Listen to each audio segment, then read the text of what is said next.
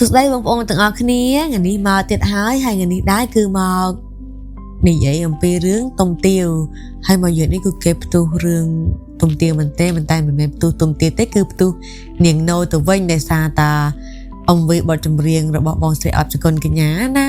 เคยทานโนนั่งหลุดฉลังต้มมันเนี่ยไอ้ให้ก็สำหรับโดนตามต้มไว้จังตือนังไงจังอะไรนี่ยมมาเนี่ยเตียนเรื่องต้มเตียวจังบางองออกนี้ต่อจะดับต่างออกนี้กาปีดามร้ายนะมีแนนปีอ๋องเนื้อวัดปีฮีทุ่มขนมคาดแบบนมมืออ๋องเนียมต้มมืออ๋องเนียมปิดเนต่างปีสลังคเนียโดยบองโอนให้ตายแต่นอมคเนียเธอตอกลวกกิธรรมดาแนนต้มมีนต่างรูสมบัติบ้านแต่งโบห้าบ้านแต่งสำเลงไอวิจิมมุนากรมโอมอ้ามก็เชจ้ำอย่างสตวดจำนายเน้นไปนี่นะปูกายคางพลมไปนะได้คายโรงเงี้ยหมกดอลเน้นตั้งปีอับซอกบางแบบโบคนี้เลียหลกรู้ตกเต้าขนมรถเต้น้อมเตลุในสอกง่ายเน้นดาวลุโฮไฮดอกแคทบงขมกรบตีก่อนไล้ได้เน้นเตดอล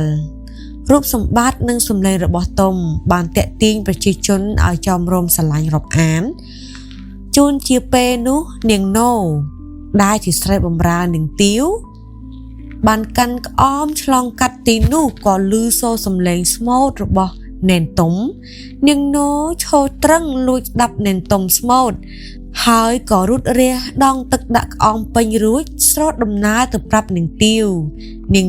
ลือเนียงโนเชียบำราอุดซาปีเนนตมก็เตอองวอมได้เอาเตอเนมนเน้นเอาสมอดเลิบเตียมาได้ติ้ว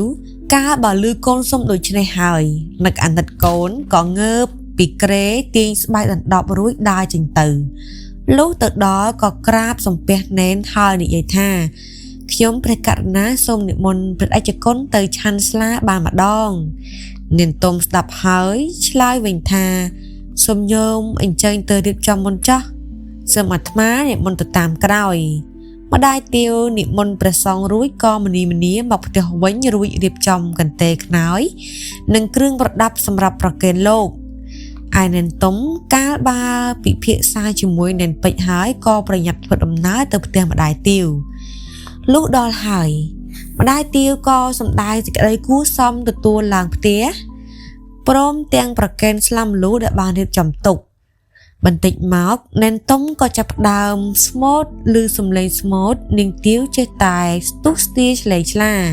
มาดองโจกน้องมาดองจิงกราวเน้นต้มกรอนตายกระเลยเคยเลี้ยงเตี้ยวก็สลังเพลียมเน้นสมอดระแต่เวทตรองน้าได้ไอปราปีโอหนึ่งบองบ้านนิ่งเตี้ยวบ้านเรียบเจิงเปลี่ยนมีนพาหอมนันดอบนั่งสลาบะไรเอาหนึ่งโนโยเตอร์ประเกนเนนตมหายเนียงส้มบุ้งซุ่งไอ้บานจุบต้มเจียกูกวบต้มตัวเครื่องปริคาหายตั้งโซดเมสนายเอาหนึ่งติวสลันตั้งไปเปนูมอกแต่งปีเนี่ยนักเนียตัววินตมอกอย่างอันเตะอันเต็งปรึกหลังเป๊ะไงเรียเนนตั้งปีนอมเนียเลียหยิดมัดบ้านนูหายก็บอร์เตะตลบตัววิงเน้นตั้งปีคอมปรึงบอร์เตะมันเฮียนชอบสมระโรโหดหยุบล้างดอวอดตั้งปีเนี่ยก็ล้างเตะกราบบังกลมโลกรูสังเกตหายเรียบรอบปรับโลกรูปีดาวโรโหดดอจอบเติบกราบสงเปียโลกรูเตะสมระวิงเน้นต้มตายโยพาห่มได้เตี้ยวประเกณฑ์มักดับให้นักสนอได้เตี้ยวอย่างคลังตรอมทัดในพนัวเลยบ้านต้มก็ตือส้มลูกรูสักลูกรูกูเลยกลกูปีโจกจิตตาหรือใส่สะเคยถาต้มเนี่ยมีนตุ่มนี้เตยทะเลกรูมอรณะโลกบ้านควัดต้มเอาเป็นเยอะไปสักระหดดอกคายปีซ่าไอ้เป็ดโลกอนุญาตเอาสักเพลียงบ้านได้การตกปลุกเหมือนบ้านสักต้มก่อโยเตียนทุบเตอประกาสักมันในไอ้บาดงบุกมวยสักรู้ต้มเตอส้มตกรู้หายหมกเลียมได้ทั่วดำน้าเตอตะบงของเพลียมได้มีนเป็ดกับดอพอง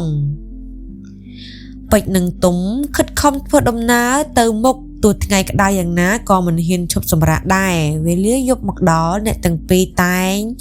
ឡើងដេកលើប្រគៀបឈើទាំងចិត្តព្រួយបារម្ភខ្លាចសត្វសាហាវគ្រប់ពេលម្យ៉ាងទុំនឹកឃើញថាការតស៊ូរបស់ខ្លួនដើម្បីស្រីបែបនេះហាក់ដូចជាមិនសមរម្យសោះមកដល់ត្បូងឃ្មុំទុំនឹងពេជ្រនាំគ្នាទៅស្នាក់នៅផ្ទះម្ដាយធររបស់ខ្លួន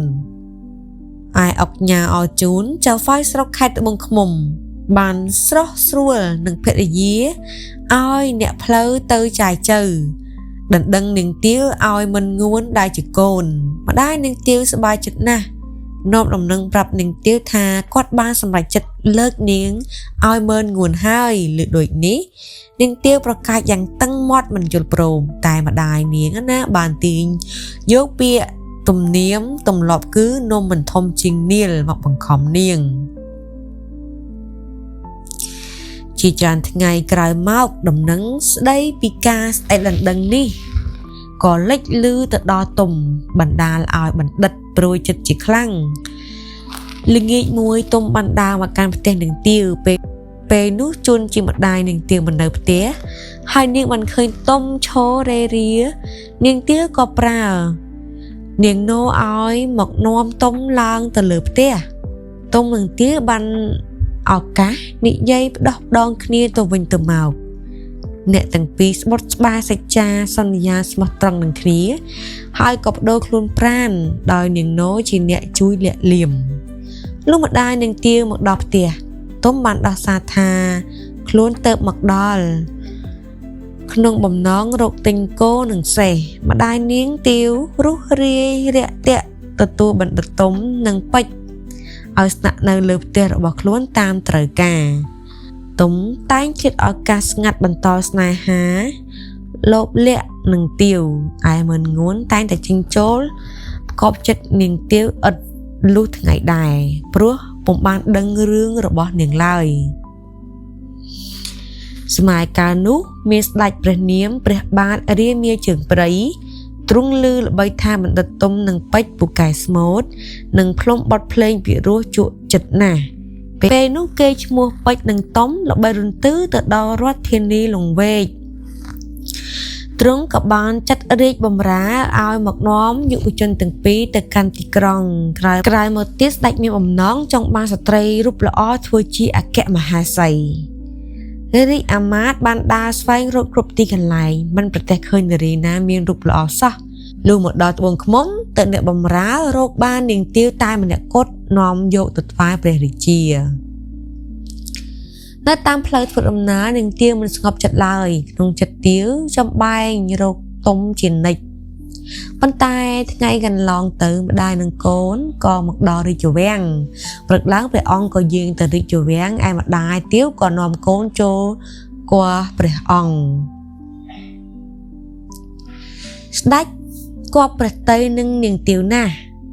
ទ្រង់ត្រាស់ឲ្យហៅទុំមកជើងថ្វាយលើកសរសើរសម្រស់នាងទុំទទួលព្រះរាជបញ្ជាហើយដើរអនកាយចូលមកអង្គុយស្រួលបួលទុំងើបឡើងភ្ញាក់ព្រឺតឃើញទាវត្រូវម្ដាយនាំមកថ្វាយស្ដេចទុំឆេះឈួរក្នុងចិត្តយ៉ាងខ្លាំងដោយក្តីស្រឡាញ់ទុំក៏ស្រែកច្រៀងរៀបរាប់ពីស្នេហាទួលថាទាវជាសង្សាររបស់ខ្លួនស្ដេចខ្ញាល់នឹងទាវជាខ្លាំងតែបានរងាប់ចិត្តតាមផ្លូវធម៌ហើយផ្សំផ្គុំអ្នកទាំងពីរជាប្តីប្រពន្ធដែលទាវខកចិត្តត្រឡប់មកត្បូងឃ្មុំវិញតែម្នាក់ឯងគាត់ទៅចាក់ចុចឲ្យអរជូនគិតគូររឿងការកូនបន្តទៅទៀតរួចហើយម្ដាយទាវធ្វើសម្បត្តិថាខ្លួនឈឺហើយនឹងទាវឲ្យត្រឡប់មកត្បូងឃ្មុំវិញនាងទាវមកដល់ដឹងថាចាញ់បោកម្ដាយក៏ផ្ញើសម្បត្តិឲ្យដំណឹងទៅទុំកើតទុកជាខ្លាំងនឹងហេតុការណ៍នេះគេទូលស្ដេចតាមដំណើររឿងលុះទ្រង់ជ្រាបហើយទ្រង់ខ្ញាល់នឹងអរជូនជាខ្លាំងព្រះអង្គបានធ្វើសារមួយឲ្យទុំកាន់មកត្បូងឃ្មុំគ្រាន់តែឮស្គរការពីចម្ងាយទុំស្លុតចិត្តគិតតែយំស្រែកតតែពេជ្រទឿនទៅទុំស្លៀកពាក់ជូតក្បាលនិងផាហុំសូត្រខ្មៅដែលព្រះអង្គប្រទានឲ្យរួចសម្ដៅទៅកាន់ផ្ទះការលុះទៅដល់ឃើញអ្នកចាត់ចែងពិធីនាំគ្នាស្រវឹងដេកដួល តាំងពីអ្នកក៏បន្លំខ្លួនចូលក្នុងពិធីជាមួយនឹងគេដែរពួកគេបានឡើងទៅលើផ្ទះជំរាបសួរចាស់ទុំនៅទីនោះហើយចូលរួមផឹកនឹងគេដែរទុំផឹកស្រាឲ្យកើតសេចក្តីក្លាហានហើយទើបផ្សាយច្រៀងហៅនឹងទាឲ្យចេញពីបន្ទប់ទាមកដល់ទុំលើកនាង3ត្រកងដាក់លើផ្លូវអោបថើបបោះអង្អាយយ៉ាងស្រាប់ស្រារួចចាត់ប្រកាន់ថានឹងទាមិនស្មោះត្រង់នឹងខ្លួននឹងទាបំរើទុំសពគ្រប់ហើយចូលទៅសង្ងំយំនៅក្នុងបន្ទប់វិញពេលនោះម្ដាយនឹងទាទុកកំហឹងលេងបានស្រែកហៅឲ្យជួនឲ្យចាប់ទុំទៅសម្លាប់នាងទាឮថាគេចាប់ប្តីនាងស្រែកអង្វរគេកុំឲ្យគេចងប្តីនឹងផ្ដៅតែសូមឲ្យចងនឹងឆ្នោតស្ដេចប្រទានវិញគេអស់ទុំយកទៅបាត់យកមកដល់ទៅនាងទាដឹងថាទុំស្លាប់នាងទាប្រើនោឲ្យទៅយកកាំបិតស្លាមកឲ្យនាងរួចបន់ស្រន់កុំឲ្យនរណាឃើញនាងពេលនាងចាស់ពីលើផ្ទះលុះជប់ក្មេងឃ្វាគោនឹងទាវដោះចិញ្ចៀនឲ្យក្មេងដោយពឹងពាក់ឲ្យវាទៅច្រៀងប្រាប់អ្នកកំពុងហូបចុកក្នុងពិធីការថាទាវនឹងណូបានស្លាប់ជាមួយទុំហើយបន្ទាប់មកនាងដើរតតែឃើញខ្មោចទុំនៅក្រោមដើមពោធិធំនៃភូមិជើងខាល